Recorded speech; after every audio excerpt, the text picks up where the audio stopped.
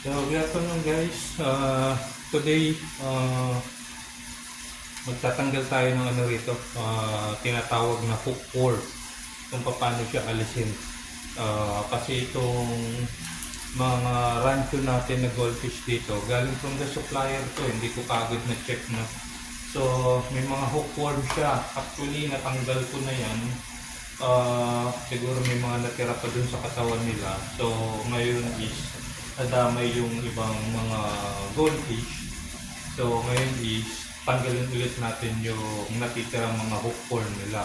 So, pakita ko sa inyo kung ano itsura ng hookworm. So, yung hookworm po, ito yung nakakabit sa, makikita nyo parang sinulid na nakakabit dun sa katawan ng isda bago medyo mamula-mula. So, kinakagat nila yung laman ng isda.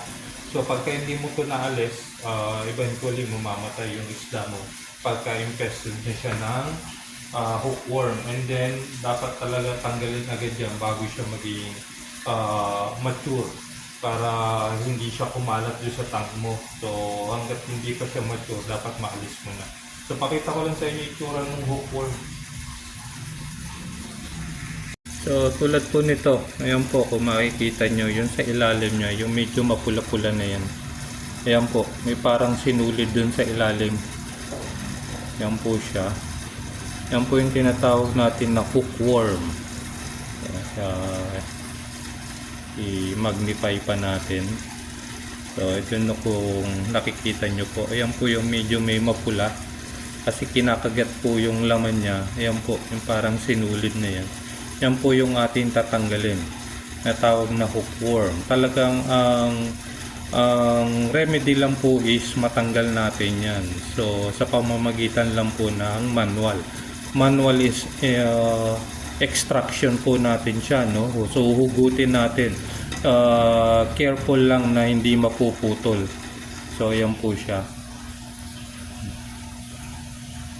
So ayan po. Ito meron na tayo natanggal dito. Yung isa ko rito is natanggal na. Ito. Natanggalan ko na siya. Ito isa kong rancho rito. Natanggalan ko na siya. And makikita nyo. Yung may mga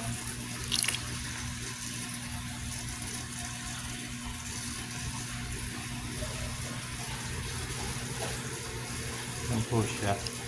So malinis na ito. Malinis na siya. Yan pong may mga pula-pula. Diyan po nakakabit yung hookworm kanina. So natanggal ko na. So babalik na natin sa tank. Kunin natin yung isa. Ito po yung mga natanggal natin na hookworm. Yan. Yan po sila. Oh. Yan ang itsura. So kailangan matanggal mismo yung pinakangipin nyo. Yan. Ito po. Ito. Dapat hindi may iwan yan yung pinakangipin nyo. So yun po. Yung goldfish na may hookworm. So sana nakikita nyo, no?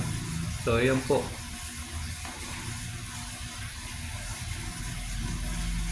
Kunin ko na lang para makita nyo. So yan po yung kanyang hookworm.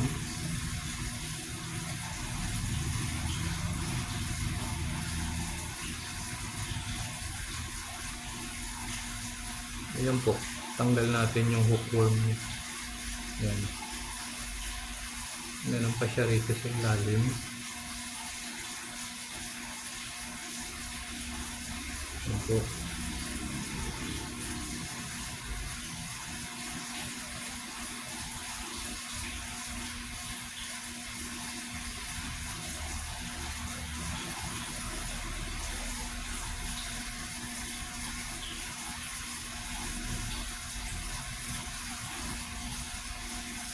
So check lang natin kung meron pa.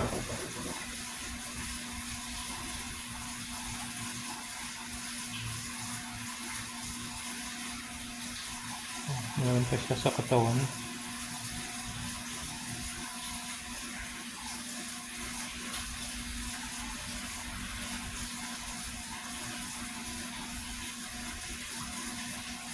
Dami niya pala.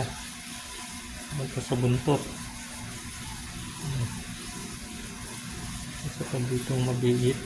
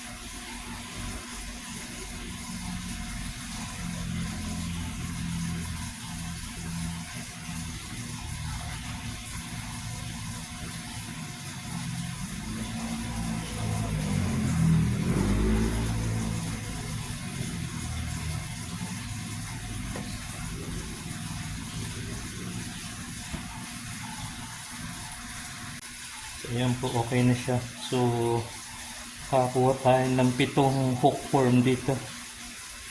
So, hopefully maging okay na siya. Ito.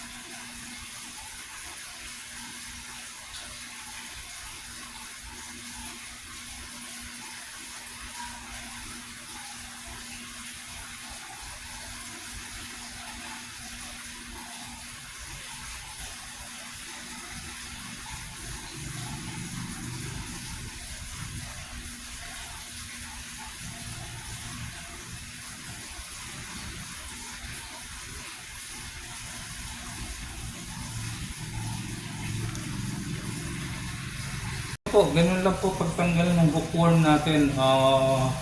Meron naman siyang gamot para dyan. So, pero advisable talaga is manually pa rin yung pagtanggal natin. Yung gamot natin is prevention na lang para dun sa mga itlog niya. Pero usually yan, nilalagyan ko lang siya ng asin. So, yung salt natin para, I don't know, yun po sa akin po yun, no? Para medyo mamatay yung mga bacteria dun sa mga sa asin. So yan lang po, lalagyan ko siya mamaya ng asin. So far, malinis naman na yung ating goldfish dito, yung mga rancho. So hintayin na lang natin kung may mga natira pa. So again, manual removal lang po yan, gamit lang po yung ating channel. So yan lang po yung the best bago. Dahan-dahan lang po natin. So far, yan po. Dami tayo natanggal na hookworm. Yan. So, kasi yan nakakahawa. Once na nakapangitlog na dun sa tank nyo, maghahanap na siya ng didikitan. So, minsan nasa mga plants lang yan. So, hahanap siya ng didikitan, didikit siya ulit dun sa katawan ng goldfish natin. So, dapat malinis nyo agad para may stop natin yung infestation no hookworm. So, ayan po, pang-isa ng beta lang po ulit. Salamat po.